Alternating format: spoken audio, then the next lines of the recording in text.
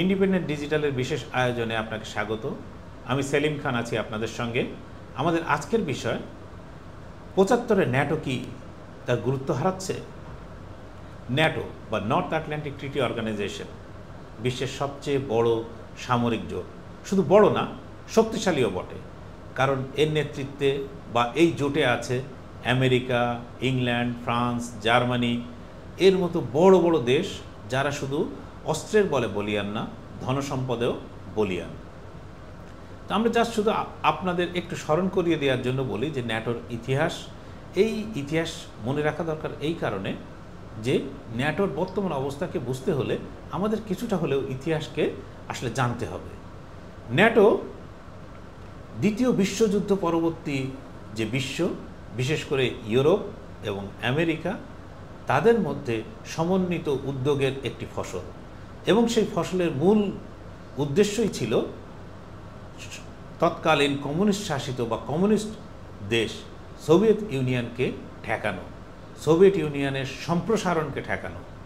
এটি ছিল ন্যাটোর উদ্দেশ্য, যে উদ্দেশ্য নিয়ে 1949 সালের 4 এপ্রিল ওয়াশিংটনে 12টি দেশ, তার মধ্যে 10টি পশ্চিম ইউরোপের দেশ আর আমেরিকা ও কানাডা, এই 12টি দেশ ওয়াশিংটনে এক চুক্তি স্বাক্ষর করে এবং জন্ম হয় ন্যাটোর।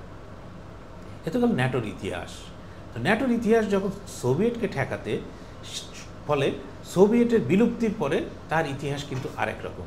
তো ন্যাটোর সোভিয়েত সময়কালে ন্যাটো পুরোপুরি তার দৃষ্টি, তার উদ্দেশ্য, বিদেহ সব কিছুই নিবদ্ধ ছিল সোভিয়েত ইউনিয়ন বা সোভিয়েত ইউনিয়নের নেতৃত্বাধীন যে জোট ওয়ারসা, তার কার্যকলাপের উপর। সোভিয়েত ইউনিয়ন যাতে কোনোভাবে বাড়তে না পারে সেজন্য ন্যাটোর পক্ষ থেকে সব ধরনের ব্যবস্থা নেওয়া হয়েছিল। তার মধ্যে ন্যাটোর প্রথম দুটো শর্ত যে দেওয়া হয়েছিল, যে শর্তে বলা হয়েছিল যে কোনো সদস্য, এই ন্যাটো জোটের কোনো সদস্য আক্রান্ত হলে ধরে নেওয়া হবে সে সমগ্র ন্যাটো আক্রান্ত হয়েছে, এবং এটি এখনও বহাল আছে। 2, ন্যাটো জোট যদি সোভিয়েত ইউনিয়ন আক্রমণ করে তাহলে ন্যাটো জোট শেষ পর্যন্ত পারমাণবিক অস্ত্র ব্যবহার করবে, এই সিদ্ধান্ত কিন্তু ওই জোটের নেতারা নিয়েছিলেন। তো সোভিয়েত ইউনিয়ন চলে গেছে। সোভিয়েত ইউনিয়ন চলে যাওয়ার সময় আমেরিকান শাসকদের সঙ্গে, আমেরিকান প্রেসিডেন্ট বিল ক্লিন্টন বা তার পূর্বসূরি জর্জ বুশের সঙ্গে সোভিয়েত ইউনিয়ন সর্বশেষ প্রেসিডেন্ট মিখাইল গর্বাচভ বা ইয়েলসিনের পরবর্তী রাশিয়ার প্রেসিডেন্ট বরিস ইয়েলসিন, তাদের কিন্তু একটা সমঝোতা ছিল যে আমরা ওয়ারসা জোট ভেঙে দেব, আপনারা ন্যাটো জোট ভেঙে দেন। তখন কিন্তু ন্যাটোর পক্ষ থেকে মৌখিকভাবে প্রতিশ্রুতি ছিল যে হ্যাঁ, ন্যাটো জোট ভেঙে দেওয়া হবে, কিন্তু আদপে সোভিয়েত ওয়ারসা জোট ভেঙে গেলেও ন্যাটো জোট কিন্তু ভাঙেনি। বরং ন্যাটোর যারা মাথায় ছিলেন, আমেরিকা, ফ্রান্স, জার্মানি, ইংল্যান্ড বা যুক্তরাজ্য, যাই বলি না কেন, তারা প্রত্যেকে ন্যাটোকে পূর্ব ইউরোপের দিকে বাড়াতে শুরু করলেন, এবং পূর্ব ইউরোপের একের পর এক দেশকে, এমনকি যারা সোভিয়েত ইউনিয়ন ভেঙে জন্ম হয়েছিল যেসব দেশের, তাদেরকে অন্তর্ভুক্ত করা শুরু করলেন, যে জিনিসটি কিন্তু রাশিয়া খুব ভালোভাবে মেনে নিতে পারেনি। তখন বরিস ইয়েলসিন কিন্তু বিষয়টি বিল ক্লিন্টনের কাছে, প্রেসিডেন্ট বিল ক্লিন্টনের কাছে তুলেছিলেন, এবং তিনি দেখব করে বিষয়টি আর দেখেননি, পরবর্তীকালে ঝুলে গিয়েছিল। এরপরে আসি আমরা ন্যাটোর যে সোভিয়েত ইউনিয়ন পরবর্তী পদক্ষেপগুলোর দিকে। সোভিয়েত ইউনিয়ন পরবর্তী পদক্ষেপগুলো কি? সোভিয়েত ইউনিয়ন পরবর্তী পদক্ষেপগুলো হলো যে আমেরিকা তার দৃষ্টি বা এই বিশ্ব পরিস্থিতি সামলাতে যে জায়গায় গেছে, ন্যাটো জোটের সদস্যরা সেখানে তাদের সঙ্গী হয়েছে। এর মধ্যে আফগানিস্তান আছে, এর মধ্যে ইরাক আছে, এর মধ্যে লিবিয়া আছে, এর মধ্যে সিরিয়া আছে, সবাই। কিন্তু ন্যাটো জোটের মূল ছিল কিন্তু ইউরোপে সোভিয়েত ইউনিয়নের কাছ থেকে পশ্চিম ইউরোপের দেশগুলোকে নিরাপত্তা দেয়া, এবং সেটি তাদের মূল লক্ষ্য। তাহলে সোভিয়েত পরবর্তী সময়ে তারা কিন্তু সরে গেল অন্যদিকে। এরপরে যে সমস্যাটা বড় আকারে তৈরি হলো সেটা হলো 2022-এ। 2022-এ ফেব্রুয়ারিতে রাশিয়া ইউক্রেন আক্রমণ করলো বা ইউক্রেনে বেশ কিছু জায়গা তারা দখল করে নিল। এই দখল করার ফলে আর একটা নতুন ঘটনার সূত্রপাত হলো, যে সূত্রপাতে বকলমে ইউক্রেনকে সামনে রেখে এই যুদ্ধে জড়িয়ে গেল ন্যাটো বা বলা যায় আমেরিকা। এখন ন্যাটোর সংকটটা কোথায়? ন্যাটোর সংকট দুইভাবে। আমরা যদি একটু দেখি যে সোভিয়েটের পতন ন্যাটোর জন্য সবচেয়ে বড় একটা সাফল্য।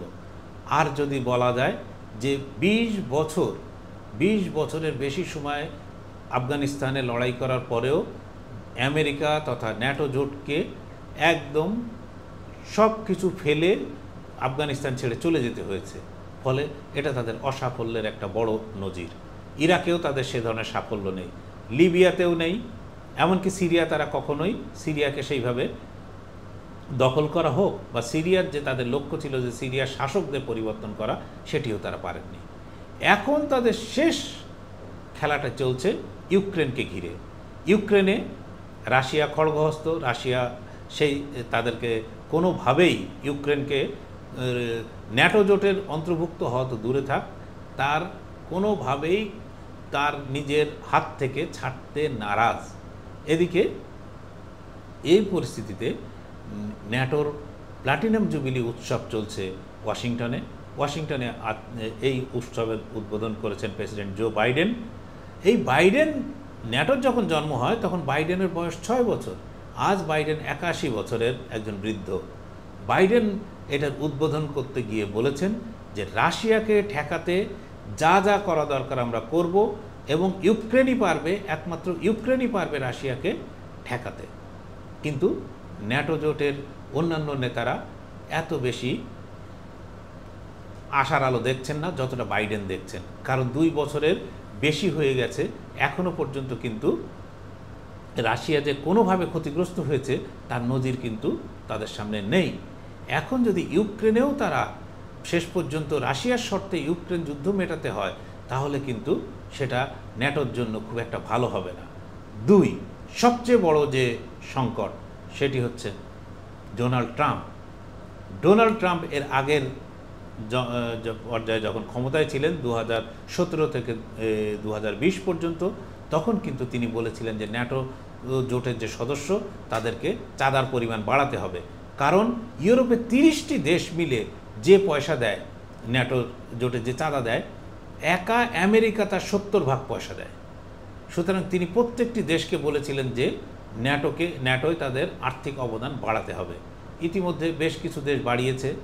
এখন আগামী 5 নভেম্বর আমেরিকায় প্রেসিডেন্ট ইলেকশন। এই নির্বাচনে কে আসবেন, বাইডেন না ট্রাম্প? এখনও পর্যন্ত যতদূর দেখা যাচ্ছে তাতে বাইডেনের আসার সম্ভাবনা খুবই কম, এবং ট্রাম্প জিতবেন বলেই সবাই ধরে নিয়েছেন। সেই ধরে নেওয়ার কারণে ইউরোপের নেতারা কিন্তু ট্রাম্পের যারা যারা সহযোগী হতে পারেন বা তার কর্মকর্তা হতে পারেন তাদের সঙ্গে কিন্তু ওয়াশিংটনে বৈঠকে বসছেন যে কীভাবে ন্যাটোকে রক্ষা করা যায়। তো ন্যাটোকে রক্ষা করাটা আমেরিকার জন্য যত দরকার তার চেয়েও বেশি কিন্তু জরুরি ইউরোপের জন্য, কারণ এই ইউরোপের দেশগুলো দীর্ঘদিন ধরে আমেরিকার কাঁধে বন্দুক রেখে তাদের নিরাপত্তা নিশ্চিত করেছে। এখন যদি আমেরিকা আর ওখান থেকে সরে যায়, তাহলে কিন্তু ইউরোপের দেশগুলো সত্যি বিপদে পড়বে, কারণ তারা কিন্তু প্রস্তুত না। এই মুহূর্তে ইউরোপে বিভিন্ন আমেরিকান ঘাঁটিতে, সেটা জার্মানি, ইতালি, যুক্তরাজ্য, বিভিন্ন ঘাঁটিতে প্রায় 60,000-এর বেশি মার্কিন সৈন্য আছে। সেখানে আছে শত শত মার্কিন যুদ্ধবিমান, সেখানে আছে ট্যাঙ্ক, অন্যান্য সাজোয়া গাড়ি আছে। সবচেয়ে বড় জিনিস সেটি হলো পারমাণবিক অস্ত্র সংবলিত ক্ষেপণাস্ত্র। এখন এই নিরাপত্তার চাদরে ঢাকা থাকা অবস্থায় ইউরোপ যে নিরাপত্তা ভোগ করেছে, সেই নিরাপত্তা যদি আমেরিকা প্রত্যাহার করে নেয়, তাহলে ইউরোপীয় কখনোই সুদিন থাকবে না। তবে আমেরিকারও স্বার্থ আছে। আমেরিকা এমনি এমনি এই কাজটি করে না। আমেরিকা জানে যে যদি ইউরোপকে ঠিক রাখা যায়, তাহলে আমেরিকা এবং ইউরোপের মিলিত বাণিজ্য বা সেখানে যে পুঁজির যে চলাচল বা পুঁজির যে নিরাপত্তা, সেই নিরাপত্তা কিন্তু নিশ্চিত থাকবে। তবে এই যে দুই পক্ষেরই কিছু না কিছু স্বার্থ আছে, তবে স্বার্থ অবশ্যই ইউরোপের ক্ষেত্রে অনেক বেশি, সেই জন্য তারাও অনেক বেশি চিন্তিত ট্রাম্পকে নিয়ে। এখন যদি আগামী 5 নভেম্বরের নির্বাচনে ট্রাম্প জিতে আসেন, তাহলে ন্যাটোর ভবিষ্যৎ কী হবে এ নিয়ে কিন্তু বড় আশঙ্কা থেকেই যাচ্ছে। সেই সঙ্গে এই আশঙ্কাও থাকছে যে ইউক্রেনে যদি খুব শিগগির যদি ন্যাটো কোনো সাফল্য না পায়, তাহলে তার জন্য সেটাও বড় দুঃসংবাদ বহন করবে। কারণ জেলেনস্কি বলে দিয়েছেন যে তার দরকার বিপুল পরিমাণ অস্ত্র এবং তিনি এর জন্য কোনো ধরনের শর্ত মানতে রাজি নন। তার অর্থ তিনি যে অস্ত্র পাবেন সেই অস্ত্র দিয়ে তিনি রাশিয়ার ভেতরে আক্রমণ চালাতে চান, যেটা ন্যাটো জোটের পক্ষে মানা কঠিন এবং মানলে হয়তো আরও বৃহত্তর যুদ্ধের আশঙ্কা তৈরি হবে।